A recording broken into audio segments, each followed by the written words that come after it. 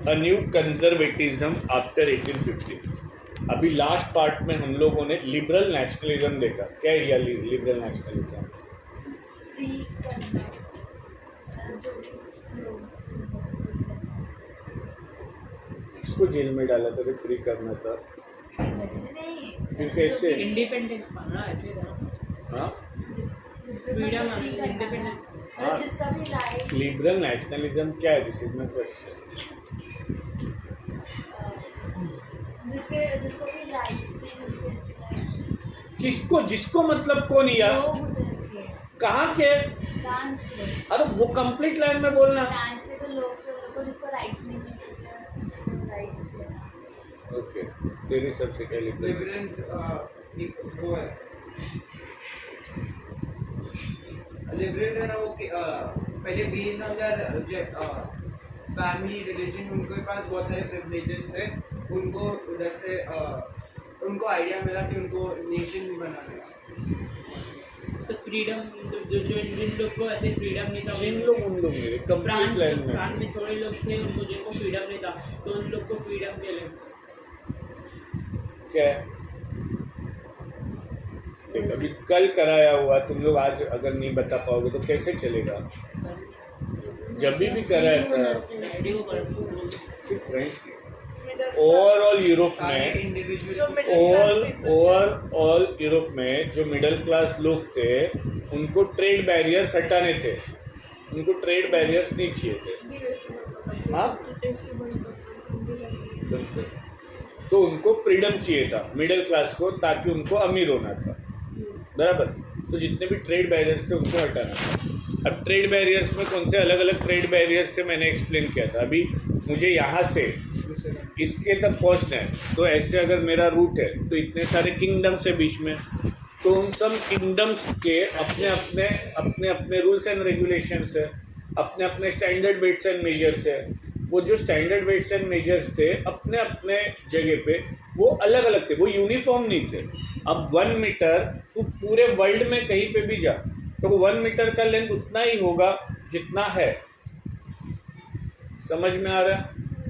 But तब वैसे नहीं था, तब अलग अलग किंगडम्स होने के कारण अपने अपने सबके वेट एंड मेजर्स हुआ करते थे, अपने अपनी करेंसीज हुआ करती थी, अपने अपने टैक्सेस हुआ करते थे।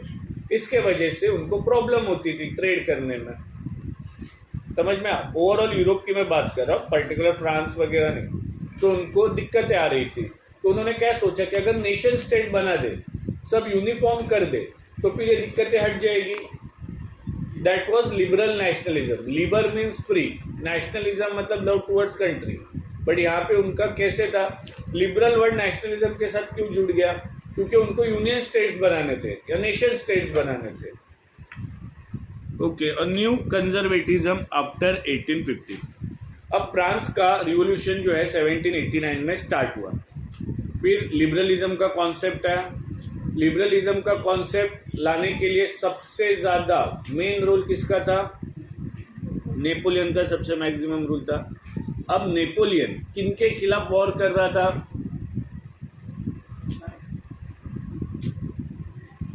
नहीं, आज से मैं तेरे को 2 शॉट्स मारूंगा ही, जब तू क्या करेगा। फोकस पूरी तरह से इधर ही चाहिए तू मेरे को लेक्चर में।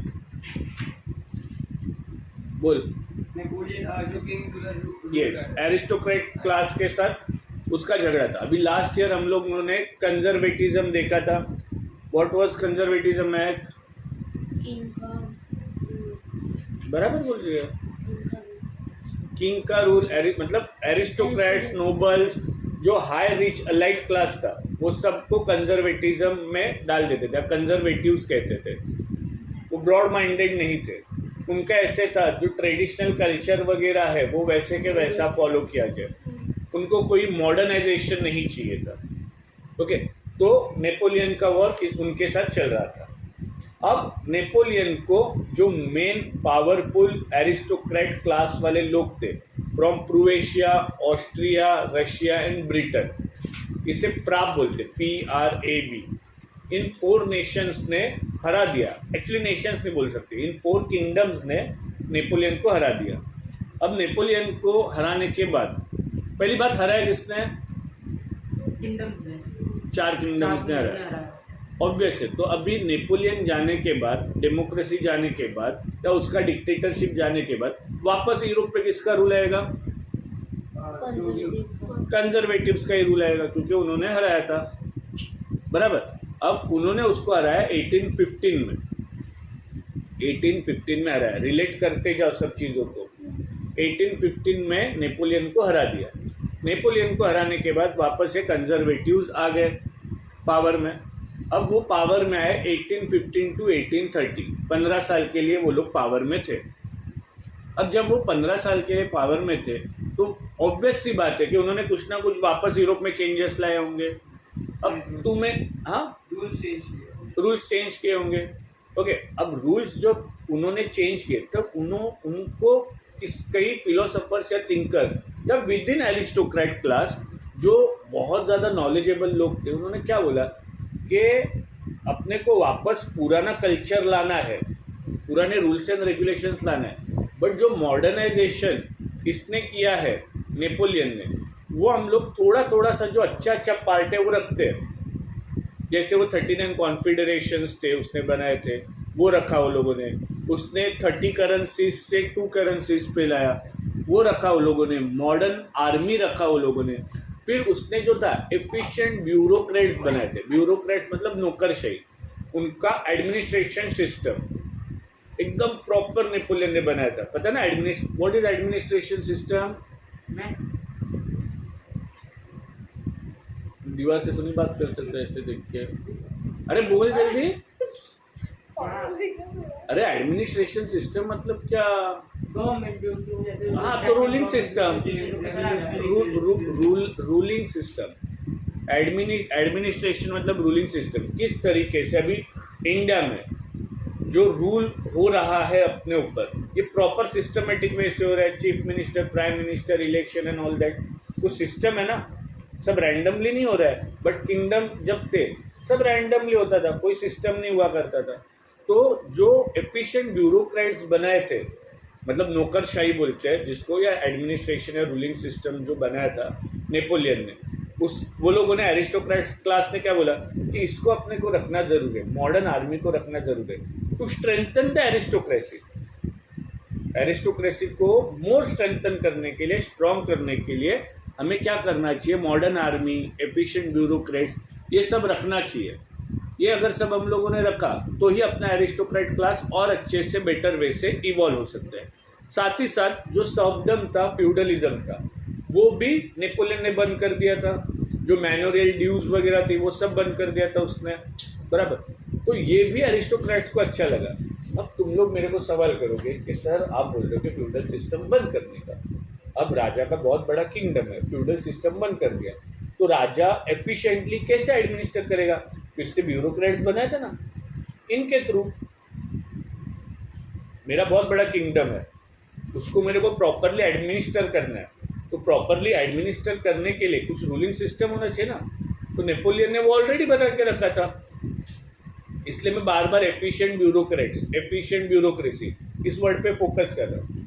और फ्यूडलिज्म निकालने से एरिस्टोक्रेट खुश क्यों हुए? ये बहुत इंपॉर्टेंट है, ये ध्यान दे के सुन। इंपॉर्टेंट क्यों है? कैसे होता था? अब मैं किंग हूँ, मैंने महाराष्ट्र समझो तेरे को संभालने के लिए दिया, और मेरा किंगडम है ना, महाराष्ट्र है, मध्य प्रदेश है, उड़ीसा है, यूपी है, ये 4 मेरे किंगडम्स है, बराबर। ये 4 जगह पे मेरा रूल है। मैंने महाराष्ट्र दे दिया। अब महाराष्ट्र में सडनली मुंबई बहुत ज़्यादा डेवलप हो गया। अब मुंबई डेवलप होने के कारण ये जो बंदा है जिसको मैंने, इधर देना, मेरी तरफ ही देखता रहेगा तू, इधर उधर नहीं देखेगा। जब महाराष्ट्र में मुंबई पावरफुल पोर्ट बन गया, वहाँ पे इंडस्ट्रियल सेंटर्स वगैरह बन गए, तो ऑब्वियस है महाराष्ट्र है ना इतना पावरफुल हो गया कि एमपी, यूपी, उड़ीसा सब चिंदी हो गया। तो ये इतना पावरफुल हो गया कि वो राजा को ओवर पावर करने लगा। वो राजा की बात ही नहीं मानता था, क्योंकि अभी यही इतना पावरफुल हो गया है, वहाँ के लोग इसके साथ है, वो एक पर्टिकुलर जगह को रूल कर रहा है। तो फिर क्या है, वो किंग से पावरफुल हो जाते थे। तो जब वो किंग से पावरफुल हो जाते थे तो दिक्कतें होती थी किंग्स को। तो बेटर क्या बोला कि नेपोलियन ने जो किया ना, इस सर्वडम और फ्यूडल सिस्टम निकाल दिया है, ये बहुत अच्छा है, नहीं अपन भी फॉलो करते हैं, वो रखना ही नहीं है फ्यूडलिज्म। अपने पास एफिशिएंट ब्यूरोक्रेट है, मॉडर्न आर्मी अभी अपने पास आ गई है, और उसने पता ना वो कॉन्स्पिरेशंस वगैरह किए थे, बहुत सारे लोगों को आर्मी में वगैरह उसने रिक्रूट कर दिया था, तो वो सब का इसको बेनिफिट हुआ। अब सबसे पहले वो लोग ने, एरिस्टोक्रेट्स ने क्या किया कि जो बॉर्बन डायनेस्टी थी, लुई फिलिप्स वगैरह थे, इनको नेपोलियन ने उठा के फेंक दिया था। तो सबसे पहले इन लोगों ने मीटिंग रखा, वियना में मीटिंग रखा, ये ऑस्ट्रिया में है, वियना में मीटिंग रखा, ऑस्ट्रिया में ये जगह है वियना। तो ऑस्ट्रिया में मीटिंग रखा, तो वहाँ का जो प्रिंस था, वहाँ पे चांसलर भी कहते हैं उसको, ड्यूक मेटरनिक, ये वर्ड तुम्हें बार बार आएगा, ड्यूक मेटरनिक। तो उसने वहाँ पे जो मीटिंग हुआ था, मीटिंग को कांग्रेस वर्ड भी कहते हैं, मीटिंग को कांग्रेस वर्ड भी कहते हैं, तो वो लोगों ने वहाँ पे मीटिंग रखा, और मीटिंग रख के सबसे पहले फ्रांस में उसको एस्टेब्लिश कर दिया। मैंने तुम्हें बोला था जो एरिस्टोक्रेट्स थे वो रीजनल डिविजन्स के बाहर जाके भी उनके रिलेशंस हुआ करते थे, क्योंकि उनका कॉमन वे ऑफ लाइफ था, साथ ही साथ वो आपस में शादियाँ वगैरह करते थे। तो अभी ये लोगों ने क्या किया, ये चारों किंगडम ने पहले तो बॉर्बन डायनेस्टी को फ्रांस में इंस्टॉल करा दिया, फिर साथ ही साथ वो लोगों ने बहुत से चेंजेस लाए। वो चेंजेस क्या क्या लाए वो हम लोग देखेंगे। वो चेंजेस क्या था कि फ्रांस में नेपोलियन ने क्या किया था, बहुत से अलग अलग किंगडम्स को भी एनेक्स कर लिया था। तो जो किंगडम्स फ्रांस में नेपोलियन ने छीने थे वो रिटर्न भी तो होने चाहिए, जिनसे छीने थे तो वो रिटर्न भी कर दिया। तो बहुत सारे चेंजेस हुए, वो सब चीज़ हम लोग ये न्यू कंजर्वेटिज्म आफ्टर 1815 में पढ़ने वाले हैं। समझ में आया? Following the defeat of Napoleon in 1815 में नेपोलियन हार गया। European government were driven by spirit of conservatism. सब जगह पे क्या था, कंजर्वेटिज्म की आइडियाज फैल रही थी, पास ऑन हो रही थी। Conservatives believe that establish traditional institution of state and society. Traditional मतलब जो पुराने ज़माने से चला आ रहा है, ट्रेडिशनल कल्चर मतलब जो पहले से चला आ रहा है उसे ट्रेडिशन कहते हैं। तो लोगों ने ट्रेडिशनल इंस्टीट्यूशन जो थे स्टेट और सोसाइटी में वो वैसे के वैसे लगे। अभी लाइक उन्होंने क्या क्या किया, मोनार्की सिस्टम डेवलप किया, चर्च, सोशल हायर्स की, property and family should be preserve. ये सब कुछ नेपोलियन को हराने के बाद एरिस्टोक्रेट क्लास ने किया। Most conservative however did not propose a return to the society of pre revolutionary days. Revolution मतलब चेंजेस का पीरियड, प्री रिवोल्यूशन मतलब रिवोल्यूशन होने के पहले। रिवोल्यूशन होने के पहले यूरोप में किसका रूल था? मैं सुन ही रहा था, अभी फिर से अभी मैं सुन ही रहा था। तो फिर तो प्री रेवोल्यूशन मतलब रेवोल्यूशन से पहले। हाँ, तो रिवोल्यूशन के पहले यूरोप में किसका रूल था? किसका? अरे कंजर्वेटिव्स का। हाँ तो बोलना है, इससे कंजर्वेटिव्स का। रिवोल्यूशन होने के बाद नेपोलियन आया था, तो जो वो लोग क्या लाइन है, देखो ये लाइन बहुत इंपॉर्टेंट है कि प्री रिवोल्यूशन के पहले जैसा सोसाइटी या क्लास सिस्टम हुआ करता था यूरोप में वैसा नहीं होना चाहिए, ऐसे कुछ एरिस्टोक्रेट्स का मानना था। मैं लाइन रिपीट करता हूँ। Most conservatives however did not propose a return to a society of pre revolutionary days, मतलब पहले जैसे चला आ रहा था वैसे सिस्टम नहीं होना चाहिए, मॉडर्नाइजेशन ज़रूरी है। Rather they realised from the changes initiated by Napoleon that modernization could in fact strengthen traditional institution like monarchy, मतलब मोनार्की को और ज़्यादा स्ट्रेंथन करने के लिए हमें मॉडर्नाइजेशन को अपनाना चाहिए जो नेपोलियन ने लाया था। It could make state power more effective and strong, तो अपने किंगडम जो है ये ज़्यादा पावरफुल वगैरह बनेंगे, ऐसे उनका मानना था। A modern army, efficient bureaucracy, dynamic economy, abolition of feudalism and serfdom could strengthen the autocratic monarchies of Europe। समझ में आया पूरा पैराग्राफ? अरे बोला ना, कितनी बार बोला है। एफिशिएंट मतलब स्मूथ वर्किंग, ब्यूरोक्रेसी मतलब नौकरशाही, एडमिनिस्ट्रेशन सिस्टम, तो smooth working of administration system. अरे जो लैंडलेस पीजेंट्स जो होते हैं और उनको फोर्सफुली उनको लैंड पे काम करवाते हैं। यस, उस सिस्टम को सर्फडम कहते थे। एफिशिएंट मतलब स्मूथ वर्किंग। हाँ,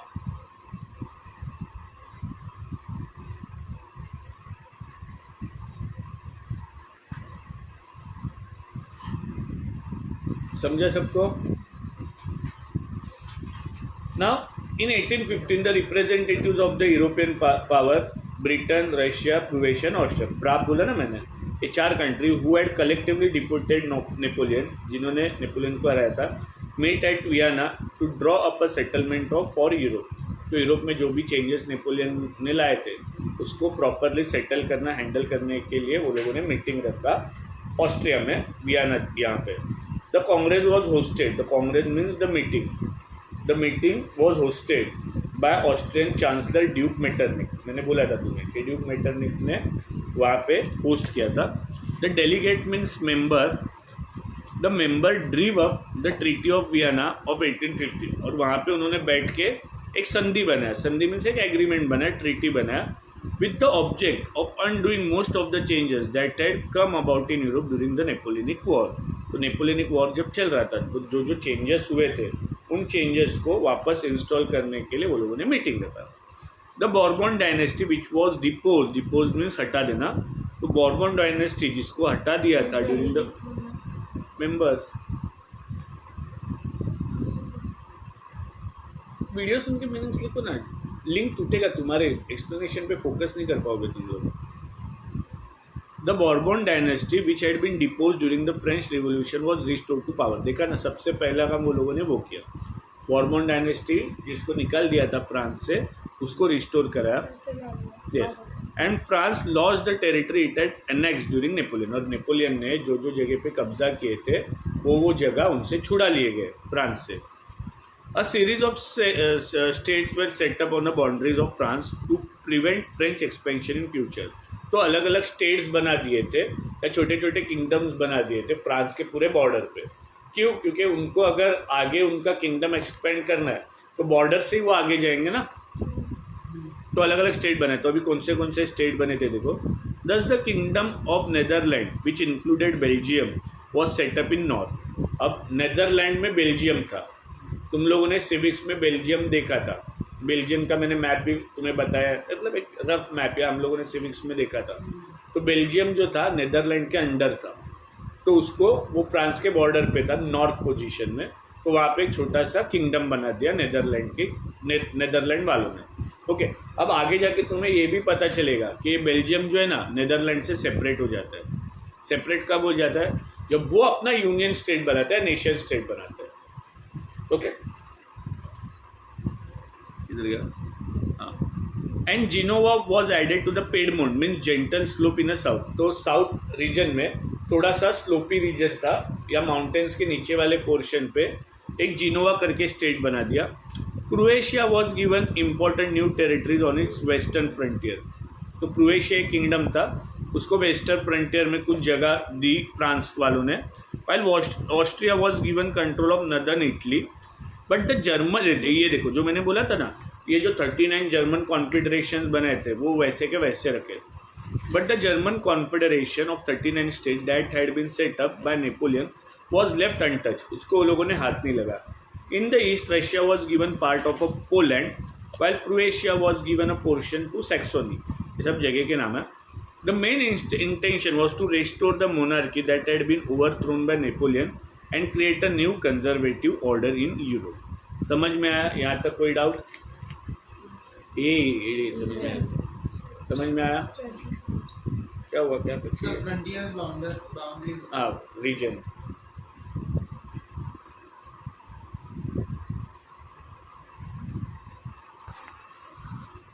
क्या हुआ? ठीक है, अब ये कंजर्वेटिव्स पावर में आ गए।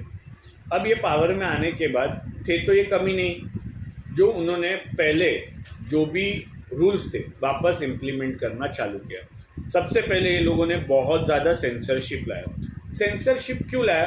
क्योंकि अभी यूरोप में लिबरल आइडियोलॉजी फैल गया था लोगों। हाँ, ये सेंसरशिप क्या है? चमाट दूंगा, बहुत बार एक्सप्लेन किया। अभी जो नहीं बोलेगा कल 5 टाइम्स लिख के लाएगा। मतलब जो नहीं फैलना चाहिए, मतलब जो आपने एग्जांपल दिया तो मूवी का वैसे होने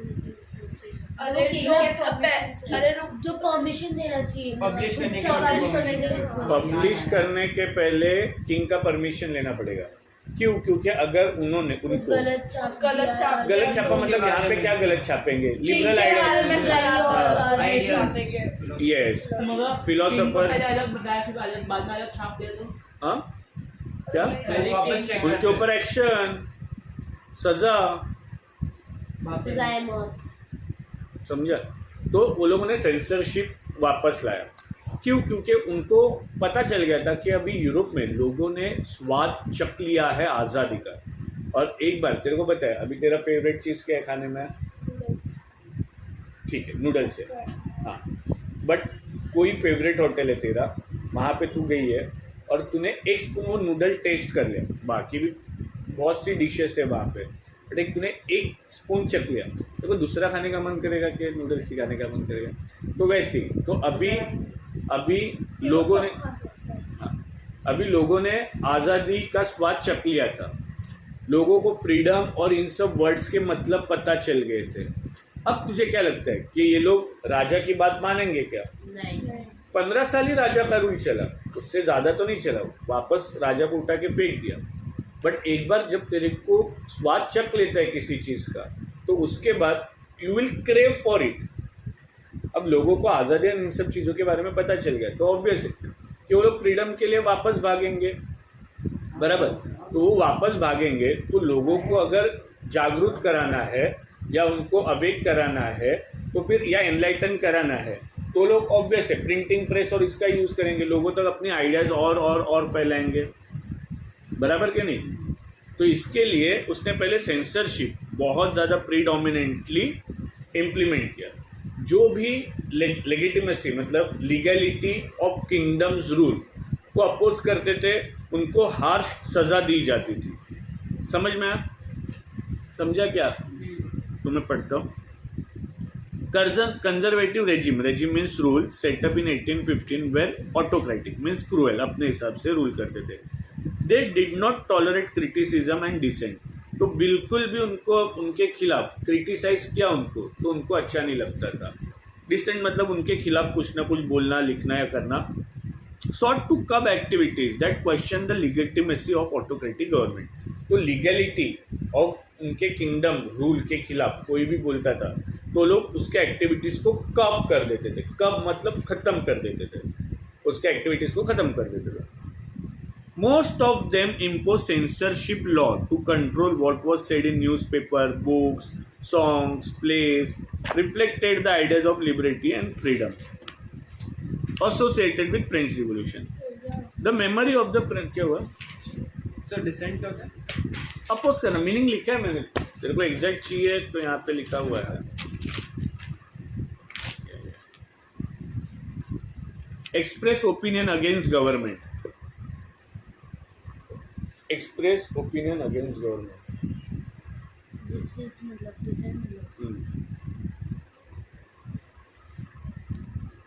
express opinion against government, to oppose भी बोल सकते हो ना। हाँ।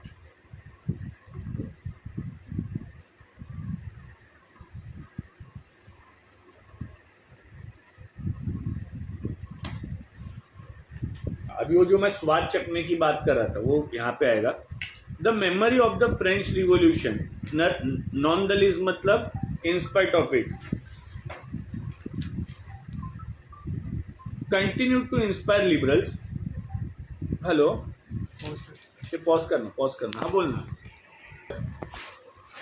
हाँ, तो ये जो पार्ट है वो स्वाद चखने वाला पार्ट है कि अभी फ्रेंच रिवॉल्यूशन की यादें आज भी लोगों के मन में ताज़ा थी और वो लोग उससे इंस्पायर हो रहे थे। ऑब्वियस है, जब वो लोग इंस्पायर होंगे तो वापस वो रिवॉल्यूशन करेंगे, बराबर के नहीं? तो मैं ये पढ़ता हूँ। The memory of the French revolution non the least means in spite of this continue to inspire liberals, मतलब राजा बहुत कुछ अत्याचार कर रहा था, उसके बावजूद, नॉन द लेस मतलब उसके बावजूद, इन स्पाइट ऑफ दैट लोगों के मन में जो लिबरलिज्म के आइडियाज थे, व्यूज थे, वो आज भी ताज़ा थे। One of the major issues taken by liberal nationalist who criticise the new conservative order was freedom of press. तो सबसे पहला मुद्दा लिबरल नेशनलिस्ट ने कौन सा उठाया? फ्रीडम ऑफ प्रेस, मतलब प्रेस जो है उसको सेंसरशिप चाहिए ही नहीं, जो न्यूज़ मिलती है वो वैसे के वैसे छापना चाहिए। जो भी है, अपने यहाँ पे प्रेस के ऊपर सेंसरशिप नहीं होता। मैंने कई बार बोला कि अपने यहाँ पे मोदी के भी मेम्स बनते हैं, क्यों? यहाँ पे फ्रीडम वैसा है, फ्रीडम ऑफ स्पीच है, फ्रीडम ऑफ एक्सप्रेशन है, तो प्रेस के ऊपर सेंसरशिप नहीं होना चाहिए। हाँ, मूवीज के ऊपर सेंसरशिप क्यों होता है? क्योंकि कुछ ज़्यादा ही अश्लील सीन्स, मतलब इंटीमेट सीन्स कुछ ज़्यादा ही दिखा देंगे तो छोटे बच्चे हैं या मतलब वो बुरा है सोसाइटी के लिए, तो बुरा है सोसाइटी के लिए, इसके लिए वहाँ पे सेंसरशिप है।